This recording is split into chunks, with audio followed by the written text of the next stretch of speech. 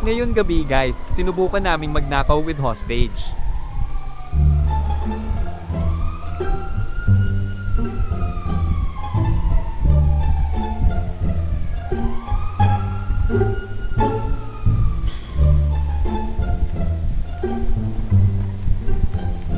Tangina pare, salamatan pulis sa'yo. Paano makakahabol yan pare? Parang may naamoy ako hindi maganda. Kinakausap ko yung pulis para lumayo, diskarte ba diskarte, hahahaha. Kasi baka mamaya ay taser niya ako at hindi pa ako makalis. Dude! Baba ka sa sasakyan mo.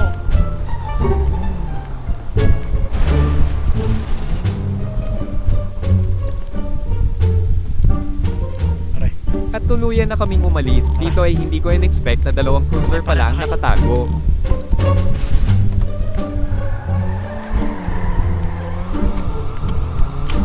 pare bilisan mo ha.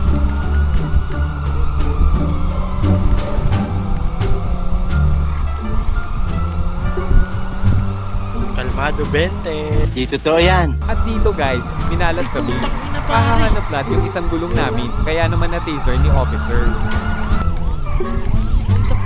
Matay-taser na naman kami sa part na ta, kaya babagal na yung sasakyan namin. Nag-iisip na ako ng second plan kasi sa palagay ko ay hindi naaabot sa paglulusutan ng sasakyan namin.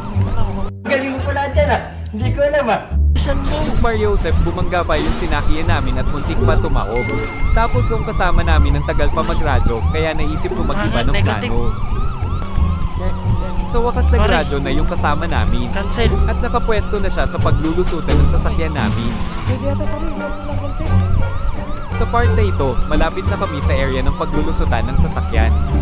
Ngunit ito ang mga sumunod na pang-AR. Saludoan kita. Hey!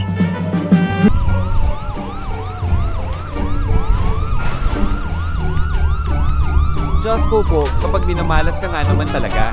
Sumalampak yung sasakyan at hindi na nito kinaya makalusot.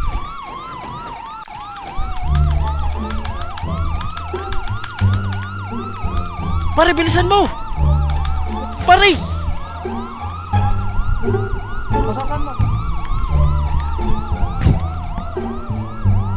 At ayon, hindi naging successful ang una naming lakad ngayong gabi. Hahaha na umay.